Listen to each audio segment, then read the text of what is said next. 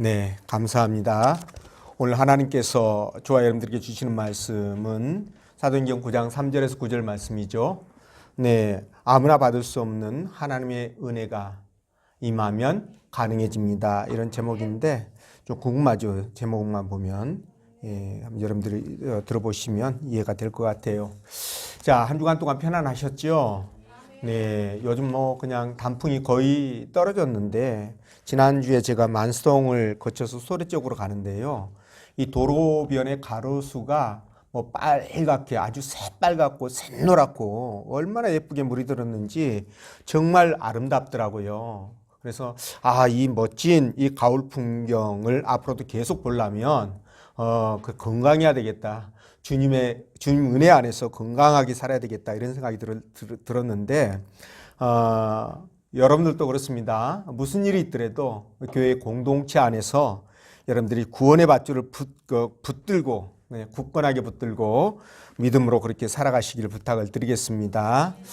자, 오늘 하나님께서 본문의 말씀을 통하여 다음과 같은 세 가지로 은혜를 주셨는데 그 첫째가 하나님의 은혜가 아니면 아무도 하나님을 알 수가 없습니다 라는 거고, 두 번째 하나님의 은혜는 모두에게 임하지만 모두가 누리지는 못합니다. 그리고 세 번째는 하나님의 은혜를 경험하면 감사와 순종이 나타납니다. 이런 제목인데요. 여러분, 우리가 살아가면서 하나님의 은혜 아닌 것이 과연 있을까? 네, 생각해 보면 아무것도 없더라고요. 당장 여러분 제가 말씀드렸던 길가에 뒹구는 그 낙엽 하나도 그렇고 또 들판에 피는 그 이름 없는 들꽃도 다 하나님의 은혜고요. 또 오늘 저와 여러분들이 주일이라고 그래서 이렇게 교회에 나와가지고 예배드리는 것, 이것도 하나님의 은혜죠. 제가 지난 시간에 말씀드렸던 것처럼 우리가 살아 숨쉬는 것, 이 자체도 하나님의 은혜가 아니면 불가능한 일입니다. 그리고 또 맛있게 밥을 먹는 것도 건강해가지고 그렇죠? 하나님의 은혜고, 그리고 때가 되면 또 화장실 가서 뽑아내는 것도 하나님의 은혜고. 여러분, 그게 냄새나는데 하나님의 은혜가 됐어요? 아니에요. 진짜 그거 여러분 안 되면 큰일 납니다. 병원에 가야 됩니다. 그것도 은혜예요. 또 가족이 있고 집이 있어서 하루 종일 또 밖에 나가서 힘들게 일하고 돌아오면 함께 담소할 가족이 있다는 것, 또 힘을 가질 수 있는 집이 있다는 것, 이런 것도 정말 너무 감사할 일이죠. 그리고 또 혼자 계신 분들은요, 나는 감사할 것이 없을 것 같은데요. 아니에요, 있습니다. 찾아보면 감사의 조건이 수두룩하죠, 그렇죠? 혼자 있을 때 나름대로 인생을 설계하면서 또 내가 앞으로 무엇을 소망하고 살아가야 될 것인가, 희망을 갖고 또 살아갈 그런 의지를 다지는 거죠. 거기에다가 또 주님과 함께 교제의 시간을 가질 수 있는 그런 부분들이 많잖아요. 그렇죠? 그래서 또 그렇게 생각하면 또 감사할 일이에요. 그러니까 이런 것들을 생각하면 우리가 하나님의 은혜가 아니면 하루도 살 수 없고 또 하나님을 알 수도 없고 하나님의 은혜를 또 느낄 수도 없고 깨달을 수도 없다. 그렇지만 이 은혜가 모든 사람에게 임하지만 그렇다고 해서 모든 사람이 다 누리지는 못한다. 그렇기 때문에 이런 은혜를 알고 깨닫고 감사하면서 살아가는 사람이, 순종하는 사람이 복된 사람이구나, 이런 것들을 다시 한번 깨닫습니다. 그래서 여러분들이 하나님의 은혜 안에서 이렇게 감사하면서 믿음으로 살아가시기를 부탁을 드립니다. 자, 그러면 본문의 말씀을 따라가면서 누구나 누릴 수 없는 하나님의 은혜 안에 살면 이게 얼마나 좋은 것인지 하나님께서 들려주시는 음성을 듣도록 하겠습니다. 자, 첫째로 하나님의 은혜가 아니면 아무도 하나님을 알 수가 없다. 5절 말씀인데 읽어볼까요? 시작.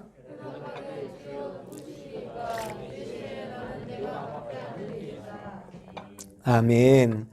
자, 사울이 다메섹으로 예수 믿는 사람들을 잡으러 가는 중에 길에서 강렬한 빛을 만나게 되죠. 자, 그 빛 가운데서 주님이 말씀하시기를 사울아 사울아 어찌하여 나를 핍박하느냐, 이 음성을 듣고 사울이 그게 음성이 누구의 음성인지를 모르잖아요. 그래서 질문합니다. 주여 니시오이까? 자, 이 말인즉슨 무슨 뜻이에요? 사울이 예수님을 만났음에도 예수님이 누군지 진짜 몰랐다는 거예요. 그죠? 물론 그가 가말리엘 문화에서 율법을 제대로 공부한 사람이기 때문에 이 율법에 대해서는 누구보다도 잘 알고 있었고, 그리고 그 율법 안에 메시아가 분명히 이 땅에 오신다라는 메시아의 대망 사상도 알고 있었습니다. 그럼에도 불구하고 오늘 막상 길에서 주님을 맞닥뜨리니까 어떻게 됐어요? 예, 주님을 몰라보는 거예요. 네, 이런 일이 일어나게 되었습니다. 그래서 주님이 친히 말씀하시기를 나는 네가 핍박하는 나사렛 예수라 이렇게 말해주지 않았다면 아마 끝까지 몰랐을 거라고 저는 그렇게 생각을 합니다. 자, 여러분, 자, 이것이 바로 아주 인간이 똑똑한 것 같고 너무너무 지혜로운 것 같고 그렇게 생각되지만 사실은 이런 모습들이 우리 인간의 어리석고 바보 같은 현재의 모습이다. 저는 그렇게 말씀을 드리고 싶습니다. 자, 말씀을 드리자면 인간의 지혜와 능력은 사실 무한한 것처럼 보여요. 여러분도 아마 그 부분에 있어서는 동의할 겁니다. 과학이라든가 또는 뭐 의학이라든가 천문이라든가 뭐 우주로 이렇게 뻗어나가는 인간의 영역이 무한한 것 같고요. 그리고 거칠 것 없이 그렇게 보입니다. 자, 여러분들도 다 가지고 있는 핸드폰 있잖아요. 이 작은 핸드폰이 너무너무 기특하고 너무 신기한 거 있죠. 예, 이 핸드폰으로 못할 게 없어요. 뭐 녹음부터 사진 촬영부터 번역, 뭐 통역, 뭐 문서, 편지, 뭐 거기에다가 뭡니까? 나침판도 있고요. 여러분, 제가 참 유용하게 쓰는 기능 중에 하나가 집에서 이제 뭐 교회로 온다든가 이제 대중교통을 이용할 때 앉아가지고 이렇게 눌러보면 아, 차가 몇 분 후에 정류장에 도착하는구나. 이거 알 수 있잖아요. 그래서 그때 시간 맞춰서 나가고 또 제가 모르는 길도 이렇게 입력해가지고 딱 치면은요. 아주 그냥 대중교통을 이용하면은 시간이 얼마나 걸리고 돈이 얼마 들고 네, 자가용을 끌고 가면은 네, 얼마나 시간이 걸리고 그리고 걸어서는 또 얼마나 걸리고 자전거 타면 얼마나 걸리고 이야, 세상이 정말 뭐 너무 신기하지 않아요? 너무 대단하다. 뿐만 아니라 여러분 우리 지구 반대편에 있는 사람도 저기 브라질에 있는 사람도요. 여기서 전화 걸면 불과 몇 초 만에 전화가 연결됩니다. 브라질에 있는 사람과. 진짜 그런 세상을 이 조그만한 이 핸드폰에다가 담아놨다는 거예요. 얼마나 놀랍습니까? 그렇죠? 근데 더 놀라운 것은 저는 여러분 물속에 있는 잠수함 있지 않습니까? 그렇죠? 이 잠수함에서 그 미사일을 쏘면은요. 지구 반대편에 있는 특정 건물, 특정 창문에 이게 정확하게 꽂힌다는 거예요. 이야, 너무 기가 막히잖아요. 아니 그 크고 무거운 그 미사일을 그 잠수함에서 꺼낼 때는 이게 물이 안 새나 봐요. 그렇죠? 그 깊은 심해인데도 물이 안 새나 봐.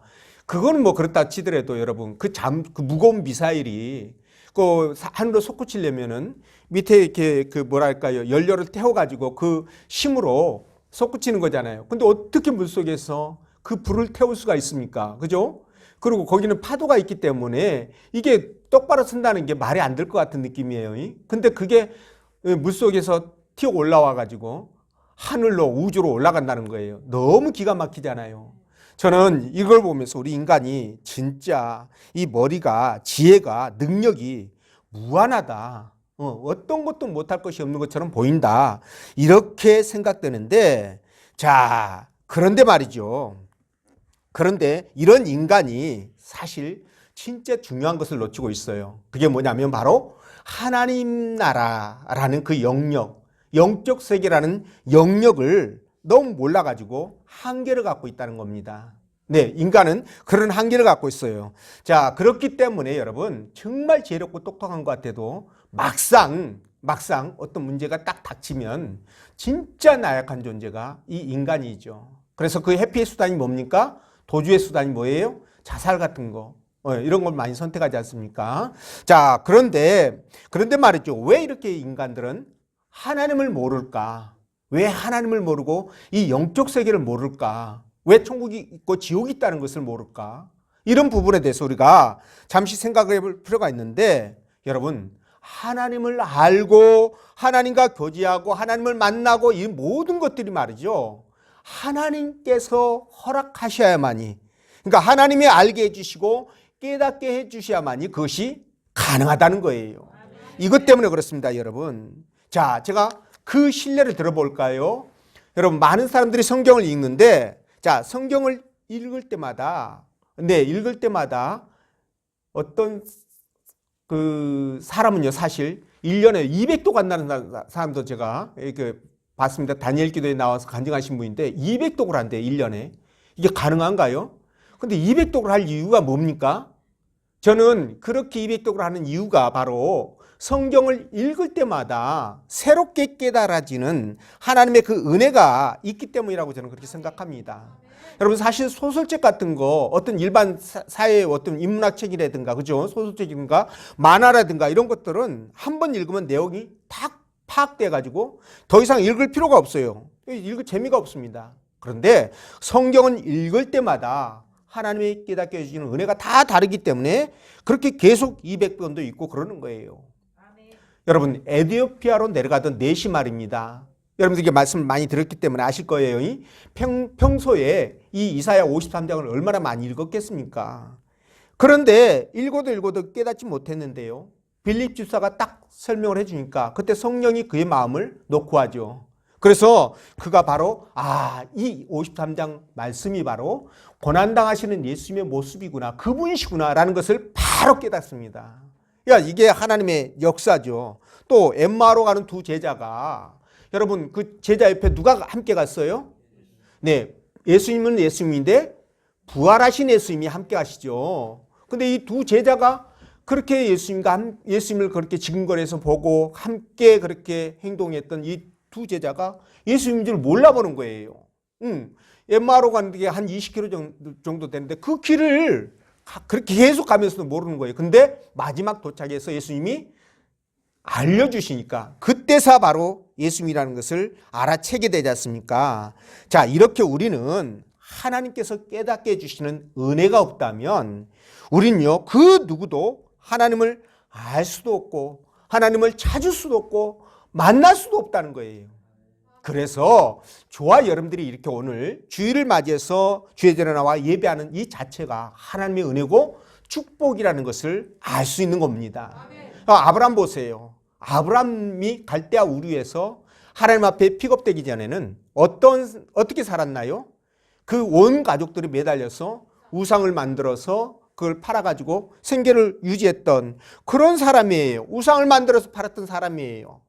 근데 하나님의 은혜가 그에게 임하니까 하나님께서 찾아가서 그를 만나주시고 깨닫게 해주시니까 어떻게 됐어요? 믿음의 조상이라는 그런 칭호를 얻게 되잖아요. 모세도 그렇습니다. 사무엘도 마찬가지예요. 뭐 다윗도 그렇고 또 구약에 나오는 수많은 그 선지자들, 모든 선지자들이 다 뭡니까? 하나님이 먼저 찾아가셔요, 그들에게. 그래서 그들을 만나주시고 은혜를 주시니까 하나님의 사람이 되고 선지자들이 되고 그랬던 겁니다. 아멘. 여러분 생각해 보세요. 성경 속에 나오는 그 모든 인물들 가운데 하나님이 찾아가 주시고 만나 주시지 않았는데 스스로 하나님을 깨닫고 안 사람이 있었나요? 없어요. 아무도 없습니다. 아무도 없어요. 12제자도 마찬가지예요. 12제자도 마찬가지고 오늘 본문 속에 나오는 이 사울도 주님이 먼저 찾아가셔서 당신을 보여주니까 이분이 하나님이시구나, 이분이 메시아구나 라고 알고 믿음의 사람이 되었던 것입니다. 이해가 되시죠? 자, 그런데 우리도 마찬가지예요. 우리도 마찬가지예요. 저와 여러분들도 스스로 예수 그리스도가 나의 구원자 되시고 하나님이 살아계시고 천국과 지옥이 있고 이런 것들을 깨닫고 교회에 나와서 하나님을 찾는 사람은 없을 겁니다. 하나님의 사자가, 다시 말하면 전도자가 하나님께서 전도자를 보내는 거죠. 전도자가 찾아와서 저와 여러분들에게 하나님이 누구시고 예수 그리스도를 왜 믿어야 되고 이런 것들을 알려줄 때 성령께서 그 입술을 통해서 역사하심으로 말미암아 우리가 깨닫게 된 거죠. 그래서 하나님을 알게 되고 그분을 찾게 되고 오늘 이곳에서 예배를 할 수 있게 되는 것입니다. 자, 누가복음 10장 22절 말씀인데 함께 읽어보겠습니다. 시작.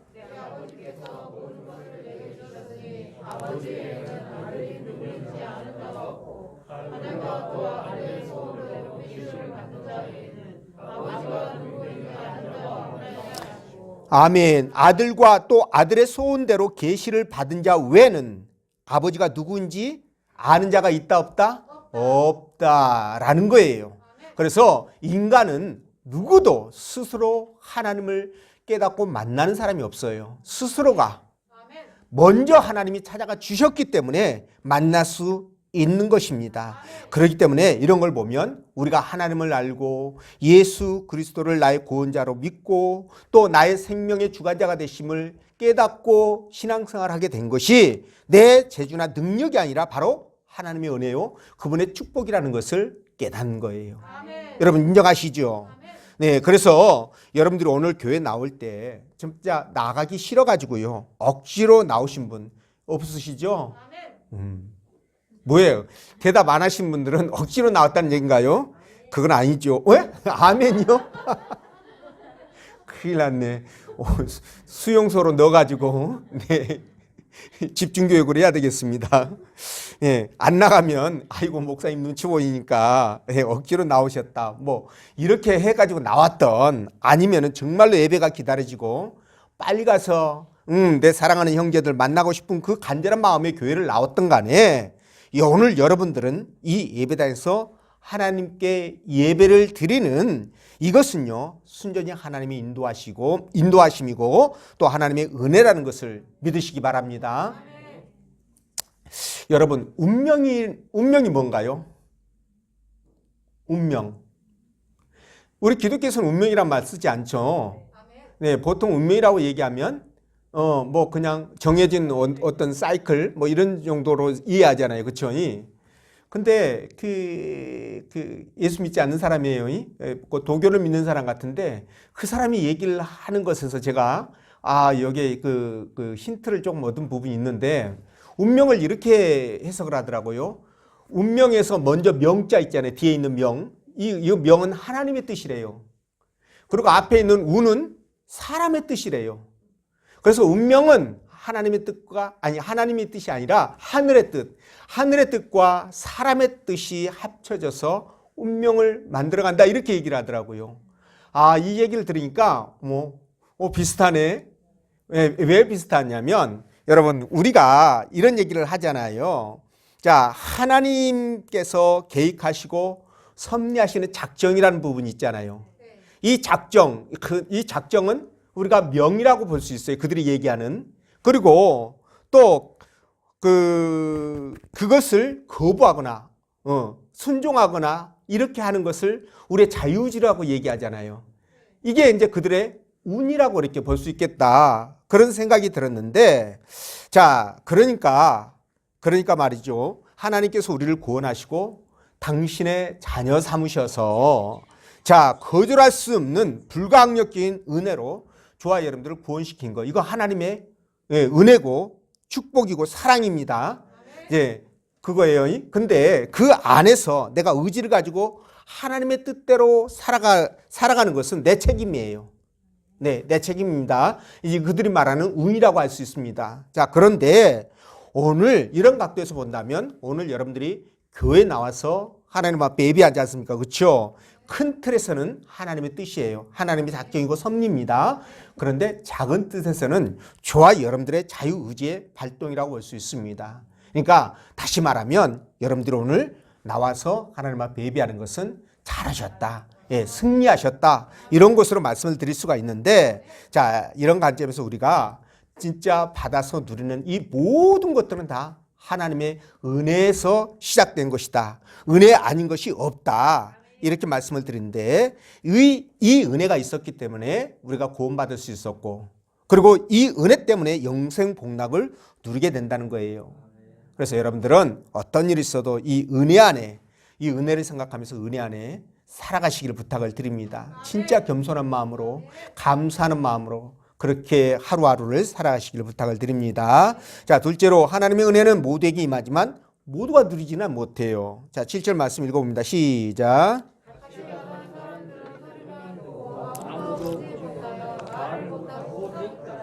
아멘. 자, 7절은요, 사울이 길에서 주님을 만났을 때 어떤 일이 일어났는지를 보여주는데요. 자, 사울과 함께 있었던 사람은 똑같은 장소에 똑같은 하나님의 은혜가 임했지만 그 체험은 달랐어요.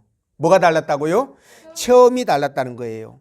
사울의 일행은요, 예, 그 나타난 현상을 통해서 그 밝은 빛만 봅니다. 밝은 빛만 보는데, 예, 사울은 무엇을 봅니까? 주님을 보는 것은 물론이거니와 주님의 음성을 듣게 되죠. 거기에다가, 예, 주님 손에 이끌려서 삼층천으로 끌려 올라가 가지고 그 천국의 아름다운 황홀한 그 모습을 보고, 예, 오지 않습니까? 그렇죠? 자, 이걸 보면 우리가 무엇을 느낄 수 있느냐? 바로 이거예요. 하나님의 기적과 은혜가 모든 사람에게 내려오지만 그러나 그 모든 사람들이 다 똑같이 그걸 보고 듣고 축복을 누리지는 못한다는 겁니다. 네, 이해가 되시죠? 그래서 그것을 누리는 사람은, 예, 정해져 있겠죠. 그렇죠? 바로 여러분들이라고 저는 그렇게 믿고 싶은데, 자, 오늘 이 사울과 그의 일행이 바로 이렇게 선택적인 은혜를 누리게 되었고요. 사무엘이라든가 또 많은 선지자들이 그런 선택적인 은혜를 누려요. 사무엘도 보십시오. 엘리 제사장과 함께 성전에서 숙식을 했잖아요. 그런데 잠을 때 하나님의 음성이 들리는 겁니다. 그런데 그 음성을 누구만 듣습니까? 사무엘만 듣죠. 그렇습니다. 그래서 이렇게 하나님의 음성을 들었던 이런 사무엘이라든가 오늘 본문에 나오는 사울이라든가, 그죠? 이런 분들은 뭐예요? 다른 분들에 비해서 특별한 하나님의 축복을 누리게 되지 않습니까? 그렇죠? 자, 그렇기 때문에 저와 여러분들도 마찬가지예요. 하나님의 은혜가 똑같이 내려도 어떤 사람은 그 은혜를, 예, 풍성하게 누린 사람이 있는가 하면 또 어떤 사람은 전혀 누리지 못하는 사람이 있고 또 어떤 사람은 이 은혜 때문에 망하는 사람도 있다는 거예요. 뭐, 하나님 은혜 때문에 망해요? 그럴 수 있습니다. 네, 그럴 수 있어요. 은혜를 주시는 것은 명이라고 보시면 되고요. 네, 이것을 누리느냐 아니면은 망하는 길로 가느냐는 이거는 운이라고 볼 수 있는 거예요. 네, 그러니까 쉽게 설명해서 이렇게 말씀을 드릴 수 있는데 제가 예를 들어 보면 사울왕 보시면 여러분도 바로 아실 겁니다. 이스라엘 왕이 되기 전에는 얼마나 겸손했습니까? 사울왕이 정말 겸손해서 하나님의 사랑을 받고 이스라엘의 초대 왕이 되잖아요. 근데 왕이 되고 나서는 어떻게 돼요? 사람이 너무 변해버렸네. 교만해지고 탐욕스럽고 시기와 질투가 가득해서 자기보다 뛰어난 사람을 용서하지 않는, 예, 죽이려고 달라드는 그런 사람으로 바뀌게 돼요. 그 결과가 어떻게 됐습니까? 하나님께 버림을 받고 전쟁터에서 비참하게 죽고 말지 않습니까? 그렇죠? 그래서 그에게는 하나님의 축복이, 왕이 되는 이 놀라운 은혜와 축복이 무엇이 되었다? 올무와 저주가 되었다라는 겁니다.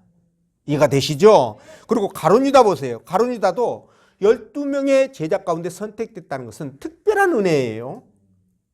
근데 그 가운데서도 재정을, 돈주머니를 맞는다는 것은 은혜 중에 은혜입니다. 근데 이런 걸 보면 은혜 중에 은혜가 아니에요. 돈주머니 맞는 것이 참 거시기예요. 네. 돈하고 가까우면은, 예, 항상 변질될 가능성이 높다. 이렇게 이제 생각이 드는데, 여러분, 이 가룟 유다 말입니다. 그런 은혜를 받았음에도 하나님 앞에 감사하지 못하죠. 네. 그래서 감사히는커녕 오히려 돈에 욕심내고 집착하다가 어떻게 되었습니까? 비참하게 죽는 것도 모자라서 어떻게 해요? 마지막 날 심판 때에 주님과 함께 보좌에 앉아서 온 세상을 다스릴 수 있는 그 권세마저도 잃어버리게 된다는 거예요. 예, 얼마나 불행합니까? 하나님의 은혜가 이렇게 잘못 사용되는 경우는 이런 결과를 만들어내는 겁니다. 또 한 사람 제가 예를 들어 볼게요. 부자 청년 아시죠? 이 부자 청년도 마찬가지예요. 그는 율법을 정말 잘 지켰어요. 하나님 말씀을 잘 지켰습니다. 거기에다가 주님에 대한 관심도 굉장히 높았고 영생에 대한 관심도 높았어요. 그래서 주님 앞에 와가지고 내가 주님 선생님이시여 내가 어찌하여 구원을 얻을 수 있을까요? 라고 질문하잖아요. 그때 예수님 뭐라고 그랬습니까? 너 돈 많지? 그 돈 다른 사람하고 좀 나누면 안 될까? 그러니까 이 부자 청년이 어떻게 했습니까? 예스! 그랬나요? 노! 내 돈은 절대 못 건드려. 하늘이 무너져도 내 돈은 못 건드려. 감히 내 돈에 어디. 이렇게 했잖아요. 그렇죠? 그리고 어떻게 했습니까?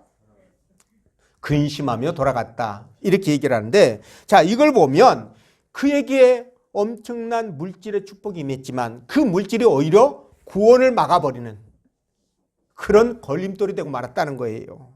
그러니까 얼마나 불행한 거예요. 그러니까 은혜를 잘못 사용하면 그 은혜가 오히려 저주나 올무가 될 수 있다는 거예요.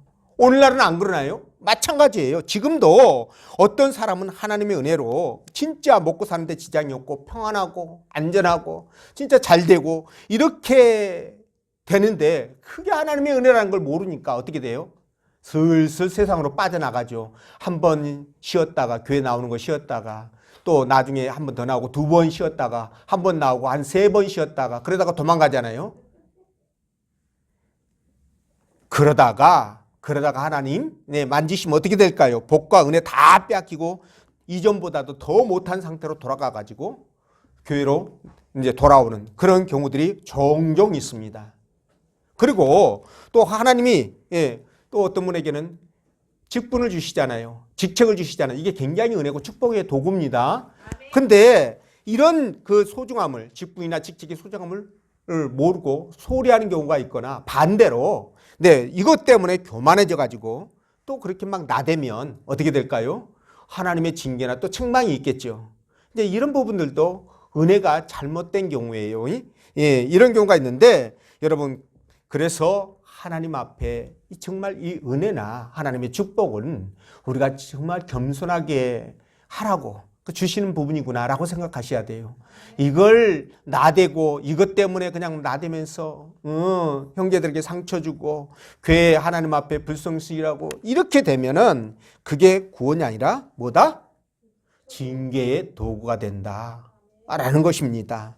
이해가 되시죠? 그래서 하나님은 마찬가지예요. 지금도 모든 사람에게 동일하게 은혜를 부어주시기를 원하셔요. 그분은요. 그래서 햇빛과 비를 주시잖아요. 그렇죠? 믿지 않는 사람도 줍니다. 신선한 공기, 신선한 물을 주셔가지고 우리의 생명을 지켜주십니다. 또 예수 믿고 구원받을 수 있도록 전도자를 통해서 누구에게나 구원의 기회를 동등하게 주시고 있어요. 전도자들이 막 외치잖아요. 아무나 그냥 복음을 전하잖아요. 그러니까 구원의 기회를 선택적으로 주는 게 아니라 마구잡이로 주고 있습니다. 자, 그런데 말이죠. 그렇다고 해서 제가 왜 이렇게 때릴까요? 역시 여러분들은 참 훌륭하셔요. 우리 교회 식구들은 정말 훌륭하셔. 벌써 알아차리잖아요. 그렇다고 해서 그걸 다 받아들이지는 못하잖아요. 그렇죠? 그걸 다 받아들이지 못하고 선택된 자만 그 은혜를 누리는 것입니다. 하나님의 축복은 선택된 자만 누리는 거예요. 아무에게나 햇빛과 비를 주고 아무에게나 전도지를 주면서 복음을 외치고 마지막 주님의 때가 가까워졌다고 회개하라고 돌아오라고 세상에 중심을 두지 말고 하나님 앞에 중심을 두고 살아가라고 그렇게 아무리 외쳐도 들을 귀 있는 자만 듣고요. 받을 사람만 받는 거예요. 이게 선택적으로 구원이 임하는 것입니다. 선택적으로 축복이 임하는 거예요. 이걸 우리가 알고 하나님 앞에 어떠한 경우라도 겸손하게 내가 하나님 앞에 복을 받으면 더 충성하고 더 열심히 하고 형제들을 섬기고 내 것 투자하고 그렇게 해가지고 영광을 드러내는 거예요. 이렇게 되면 하나님이 어떻게 될까요? 너 내가 조금 줬는데 너 너무 잘한다. 그래 걱정하지 마라. 내가 지난번에 몇 개 줬지? 집사님 나 지난번에 얼마나 줬어요? 10억 줬나요? 하나님이? 그래 너 잘했어. 이번에 100억 줄게. 이렇게 되는 거 아니겠어요? 그렇죠? 이렇게 되는 거예요, 여러분. 그러니까 우리가 진짜 말이죠. 하나님 앞에 은혜 받는 것도 지혜가 있고 깨달음이 있어야 되는 겁니다. 그래서 이게 징계나 저주가 되지 않도록 진짜 축복으로 될 수 있도록 저와 여러분들이 정말 하나님 앞에 신실한 그런 은혜를 깨닫고 신실한 관계를 만들어 가시기를 부탁을 드립니다. 자, 세 번째, 하나님의 은혜를 경험한 자는 순종으로 나타나는데 8, 9절 말씀 읽어봅니다. 시작.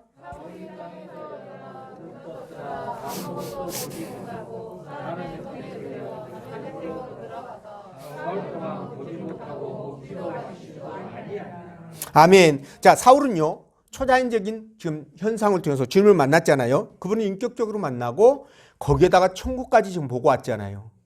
예. 그러다 보니까 사울 마음에 어떤 생각이 들었을까요? 아, 그래.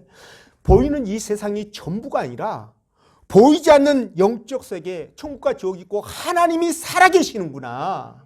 자, 그렇다면 내가 지금까지 살아왔던 이 모든 것들을 어떻게 해야 될 것인가? 앞으로 내가 어떻게 살아가야 될 것인가? 이런 생각을 하지 않았겠습니까? 그래서 그가 뭐예요? 내가 가지고 있는 모든 것을 뭐처럼 여겼다? 그렇습니다. 아, 누구의 배설물? 아, 좀 이따가 내가 통닭 한 마리 사드릴게요. 네, 배설물처럼 여겼다라고 얘기합니다. 배설물처럼. 그게 가능하죠. 아니, 그게 가능하지 않나요? 자, 여러분들이 가지고 있는 재산이 10억이라고 했을 때 어떤 분이요, 갑부가 와가지고 내가 1000억을 줄게, 가지고 있는 거 다 버리고 나한테 오세요. 그러면 여러분들 어떻게 하겠어요? 10억 버려요, 못 버려요? 아, 나 그래 1000억 못 받아도 좋아요. 나는 내가 가지고 있는 거 10억 절대로 못 버려요. 이렇습니까? 아니요. 그렇지 않죠. 여러분처럼 지혜롭고 똑딱하신 분들은 10억 버리고 1000억 받습니다. 네, 이렇게 되거든요. 그렇게 되는 거예요, 여러분. 그래서 사도 바울이 이제 그 주님을 만나고 눈을 번쩍 떴는데 보여요, 안 보여요? 안 보입니다. 그래서 사람 손에 이끌려가지고 지금 다메섹으로 들어갔는데요. 여러분, 이런 상황이 되면, 눈이 어두워졌다면 사람이 기본적으로 어떤 생각이 들까요? 사울의 베이스 캠프는 어디예요? 다메섹입니까? 예루살렘입니까? 예루살렘이죠. 주 거주지가 예루살렘이기 때문에 이런 상황이 되면은 눈이 지금 가려지고 아무것도 안 보이는 상황이 되면 예루살렘으로 가는 것이 맞습니다. 근데 사울은 어디로 가요? 다메섹으로 들어갑니다. 자, 다메섹으로 왜 들어갔을까요? 그렇습니다. 네, 다메섹으로 들어간 이유는 6절에 뭐라고 얘기합니까? 주님이? 그렇습니다. 바로 그거예요. 그래서 다메섹으로 들어가신 거예요. 하나님 말씀 앞에 순종하기 위함이었다는 겁니다. 자, 그래서 우리가 진짜 하나님의 은혜를 깨닫고 그분의 은혜 안에 거하면은요, 이 순종이 자동으로 이루어지게 돼요. 자동으로 나오게 됩니다. 하나님 말씀 앞에. 이걸 여러분 믿으시죠? 그래서 주님을 만난 사람들, 진짜 구원을 받은 사람의 공통점이 뭘까요? 그건 바로 하나님 말씀 앞에 순종이라는 겁니다. 순종부터 나타나게 돼요. 자, 그래서 여러분, 주님을 제대로 만나면 이 땅이 전부가 아니라는 것을 깨닫게 되지 않습니까? 반드시 영적 세계가 있고 하나님 나라가 있고 천국과 지옥이 있다는 것을 알기 때문에 이 세상에 연연할 수가 없는 겁니다. 그래서 제자들 보십시오. 그 제자들이 어떻게 그들이 평생 삶을 복음만 전하다가 경제활동 다 끊고 복음만 전하다가 마지막에는 순교까지 할 수가 했겠습니까? 바로 이런 것 때문에 그런 거예요. 그들이 주님을 통해서 천국을 보고 영적 세계를 보고 하나님 나라를 보았기 때문에 이게 가능해진 것입니다. 당장 여러분들이 오늘 밤에 잠을 자다가 주님을 진짜 만났어요. 환상 가운데 잠자다가 말고 집에 가서 밥 먹고 잠자려고 누웠는데 환상 가운데 주님을 만나고 천국을 봤다고 가정을 해보자고요. 그게 실제적으로 다가왔습니다. 내가 이거는 100% 사실이고 진실이라고 확신했다고 가정했을 때 여러분들이 그러고 나서 그 이튿날부터 어떻게 될까요? 변화가 없이 똑같이 삶의 패턴이 연속된다면 이거 문제가 있겠죠. 미치는 게 정상이에요. 미치는 게 정상입니다. 제가 옛날에 그랬잖아요. 제가 미쳤다고 우리 고향에 다 소문나가지고 예수 믿다 미쳤다고 소문나가지고 막 그런 적이 있었어요. 그렇게 미치지 않을 수가 없습니다. 네, 자, 그렇기 때문에 제자들이 그렇게 할 수 있었던 거예요. 저와 여러분들도 마찬가지입니다. 우리가 주님의 나라를 보고 그런 믿음의 삶을 살아갈 수 있는 모든 조건들이 갖춰지는데 그렇게 안 될 이유가 없죠. 저도 그렇고 마찬가지예요. 그래서 제자들이 복음을 전할 때 제자들에게 그 사내들인 공회원들이 뭐라고 얘기했습니까? 절대로 예수 이름으로 말하지도 말고 가르치지도 말라고 위협하잖아요. 그때 제자들이 했던 말이 있어요. 무슨 말일까요? 하나님 앞에서 너희 말 듣는 것이 하나님 말씀 듣는 것보다 옳으냐 그르냐 니네들이 판단해라. 그죠? 우리는 보고 들은 것을 그대로 얘기하겠다. 자, 그들의 위협이나 이런 부분에 절대 굴하지 않습니다. 왜 그랬습니까? 하나님이 살아계시고 천국과 지옥이 있다는 것을 그들이 너무나 확신하기 때문에 그들이 말을 들을 수가 없는 거예요. 마찬가지입니다. 저와 여러분들도 진짜 하나님이 살아계시고요. 내가 이 땅을 떠나면 주님 나라에 간다는 확신이 있다면 이 세상에서요 살아가는 그 삶의 자세가 달라질 수밖에 없어요. 가치관이 달라질 수밖에 없고 무게중심이 달라질 수밖에 없어요. 세상에다가 내가 무게중심을 두었다면 여러분 하나님 나라로 무게중심을 옮겨서 살아갈 수밖에 없다는 거예요.